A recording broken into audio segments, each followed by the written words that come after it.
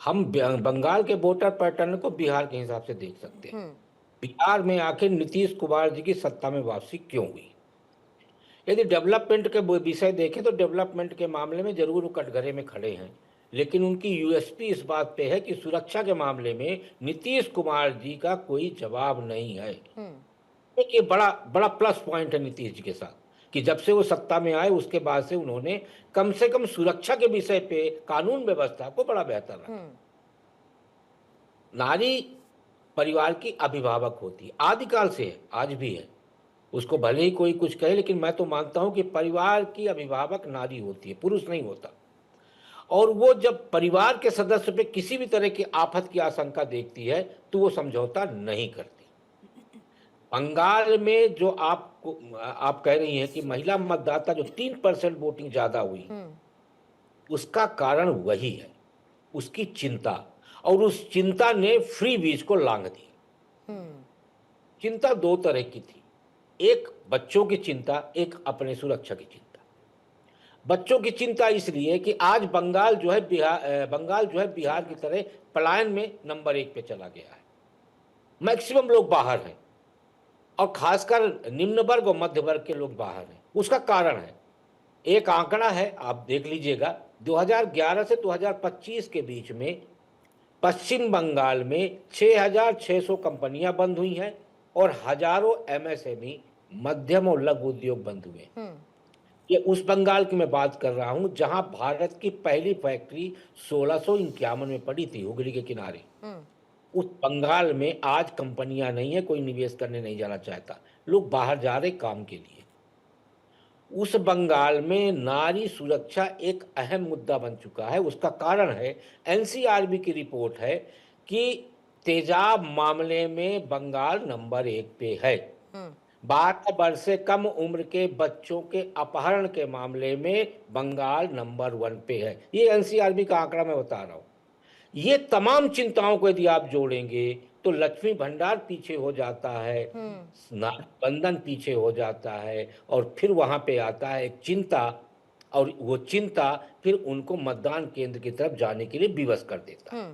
तो ये जो आप बंगाल का पैटर्न देख रहे हैं, तो मैं तो बिहार की तरह ही बंगाल का पैटर्न देख रहा हूं कि बंगाल में महिलाओं का बढ़ चढ़ के हिस्सेदारी का सबसे बड़ा कारण यही है कि उनकी वो अपनी चिंता को अलग करना चाहती हैं और एक सुरक्षा का वातावरण अपने लिए और परिवार के लिए चाहती हैं।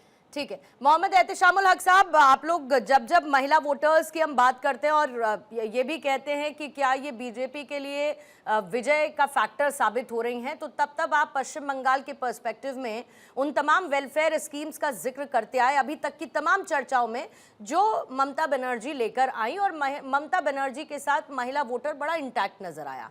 लेकिन फिर भी उसके बावजूद एक ग्राउंड पर नैरेटिव चेंज करने की बीजेपी ने कोशिश की, वो था सिक्योरिटी का नैरेटिव, जिससे महिलाएं इन्फ्लुएंस नजर आईं। तो फिर ये क्यों ना कहा जाए कि अगर महिलाओं को वेलफेयर स्कीम के साथ साथ सुरक्षा देने का वादा बीजेपी कर रही है, तो वो महिलाएं शिफ्ट नहीं होंगी पश्चिम बंगाल में ममता बनर्जी से बीजेपी की तरफ। बिल्कुल नहीं पूर्णिमा मिश्रा जी, मैं अपने वरिष्ठ पत्रकार हमारे मित्र राकेश शुक्ला जी का बात सुन रहा था। वो बहुत ही सीनियर पत्रकार है, हम समझते हैं। वो नीतीश जी का जिस हिसाब से तारीफ कर रहे थे, और उसके बाद में नीतीश बाबू का जो पूरे समझ के 20 साल का उन्होंने एक्सप्लेन किया और उनके जो भी मतलब चाल के बारे में कहा। लेकिन मैं शुक्ला जी से पूछना चाहता हूँ, तो फिर फील्ड क्यों छोड़ दिए? वो इतने अच्छे से काम कर रहे थे बिहार में, तो वो अगर पहले मेरे सवाल का जवाब दे देंगे एहतेशामुल हक साहब तो बड़ा अच्छा होगा। नहीं, अरे पश्चिम बंगाल में चुनाव हुआ है ना, वहां पर या तो आप जीतेंगे या हारेंगे। देखिए पूर्णिमा जी, एहतेशामुल हक साहब, सवाल मैं तय करूंगी, सवाल मैं तय करूंगी। Purnima ji, it is as simple as that. Ehteshamul Haq साहब, सवाल मैं तय करूंगी।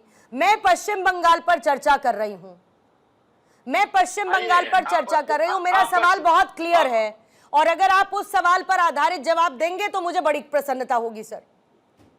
सब पे आधारित जवाब दूंगा। नहीं नहीं, इससे पहले जो सवाल पूछा बैठे उसी हुए पर हैं। आधारित जवाब दे दीजिए।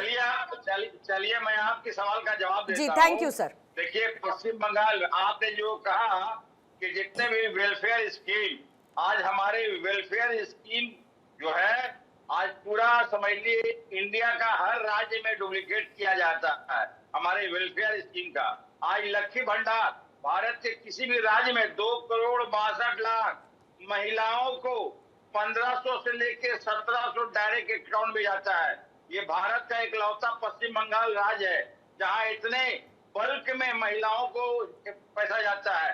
आज 1500 रुपए हमारे जो भी माध्यमिक, उच्च माध्यमिक का ग्रेजुएशन कर करके जो बच्चे या बच्चियां पास कर करके बैठी हुई हैं, उनको 1500 रुपए बगैर बोले हुए डायरेक्ट अकाउंट में जाता है। और आइए कि महिला जो आगे बढ़ के आई है SIR के विरुद्ध में, हमारे पश्चिम बंगाल की मतदाता खासकर माताओं बहनें, जिस हिसाब से लक्ष्मी भंडार उनको मिलता है, क्या 1,000 रुपए देने से महिला का सम्मान हो जाएगा और सुरक्षा हो जाएगी?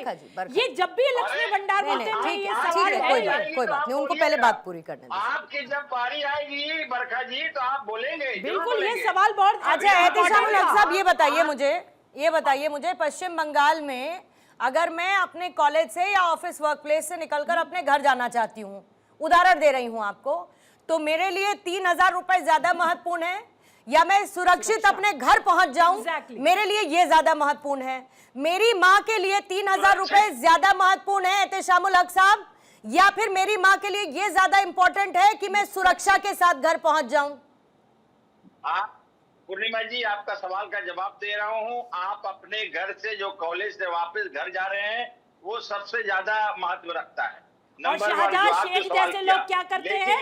शाहजहां शेख जैसे लोग क्या करते हैं? और फिर आपकी CM साहिबा क्या करती हैं? शाहजहां शेख भाई बनते हैं और जो आम महिलाएं हैं उनकी बात नहीं सुनी जाती। बरखा जी रुकिए। इसीलिए आप लोगों का सपना साकार नहीं होगा। आपकी बारी नहीं, आप बीच में यहाँ पर टांग अड़ा रहे। बोलिए, जब पूर्णिमा जी सवाल हमसे कर रहे हैं तो आप क्यों बोल रहे हैं? अच्छा जवाब दीजिए ना एहतेशामुल जी, जवाब दीजिए ना। तो दे रहा हूँ। आप बिल्ले भटक क्यों जाते हैं? मैं सीधे सवाल पूछ रही हूँ ना। नहीं, मैं आपका सवाल का तो जवाब दिया हूँ। हाँ तो दीजिए फिर। भारतीय जनता पार्टी का सपना साकार नहीं होगा पश्चिम बंगाल में। अरे ठीक है, वो 4 तारीख को देख लेंगे और 4 तारीख को हम और आप ही बैठेंगे, फिर तब देख लेंगे। अभी जो पूछ रही हूँ वो बताइए। 100% बैठेंगे, 100% हम लोग। अरे तो अभी बताइए ना जो पूछा सर। मैं तो बता रहा हूँ, मैं एक एक कर करके तो बता रहा हूँ कि आप जितने भी समझ लिए वेलफेयर स्कीम के मुतालिक कहा आपने, हम लोग कहा कि तमाम सुविधा तमाम लोग, हम लोग जो है यहाँ मतदाताओं को देते हैं, हमारी नेत्री ममता बनर्जी। और भारतीय जनता पार्टी यहाँ समझ लिए एक वादा, झूठा नैरेटिव तैयार किया कि 3,000 रुपया हम हर एक माताओं बहनों को देंगे। दिल्ली में सरकार बनी, 2,000 का वादा किया था। बहुत दिन हो गए सरकार बने हुए, लेकिन अभी ठीक है, 2,000 रुपया आप आर्थिक मदद की बात करते हैं, लेकिन वापस से मैं आपको वहीं छोड़े जाती हूँ कि महिलाओं को पैसा ज्यादा जरूरी है या उनको सिक्योरिटी ज्यादा जरूरी है, उनको बेहतर गवर्नेंस ज्यादा जरूरी है या उनको सम्मान ज्यादा जरूरी है। और जब आप तय करने पर आएंगे तो मैं इस बात की गारंटी देती हूं कि जो बाकी की 3 मैंने बातें की, आप भी उन्हीं का चुनाव करेंगे कि महिलाओं के लिए आर्थिक मदद से ज्यादा बाकी ये 3 चीजें ज्यादा जरूरी हैं। हिमांशु जी भी इस वक्त हमारे साथ जुड़े हुए हैं, बीजेपी के प्रवक्ता। हिमांशु जी, आपका भी स्वागत करती हूं, फिर आदेश भारद्वाज जी, मैं उसके बाद फौरन आपके पास आऊंगी। हिमांशु जी, मुझे ये बताइए कि जो कुछ भी ऑन ग्राउंड इस वक्त चेंज हो रहा है, एक तरीके का पैटर्न बदलता हुआ नजर आ रहा है। ये पैटर्न आप लोगों ने स्ट्रैटेजिकली बदला है कि आधी आबादी को साथ लेकर चलो तो चुनाव में जीत तो निश्चित होगी, पहला फोकस प्रायोरिटी पे महिलाओं को रखो तो वो बढ़ चढ़कर आपको वोट देंगी। तीसरी बड़ी बात कि बीजेपी क्या मानती है पश्चिम बंगाल के चुनाव में यही महिलाएं उनके लिए ट्रम्प कार्ड साबित होंगी। नमस्कार, जय सिया राम, भारत माता की जय, जय बांग्ला। सबसे पहले तो बात ये है कि महिलाओं की सशक्तिकरण और महिलाओं की सेफ्टी कोई एक पॉलिटिकल मैनिफेस्टो नहीं होता है। ये हमारा जो है क्या कहते हैं फंडामेंटल राइट है, ये हमारी इंसानियत है कि महिलाएं हमारे राज में, हमारे शासन में, हमारी सेवा में सुरक्षित हमेशा रहनी चाहिए। ये कोई ऐसा स्ट्रेटेजिकल ओपिनियन तो किसी को सोचना ही नहीं चाहिए कि महिलाओं को शक्ति करना एक हमारा पॉलिटिकल जो है मास्टर स्ट्रोक है या ऐसा कुछ है।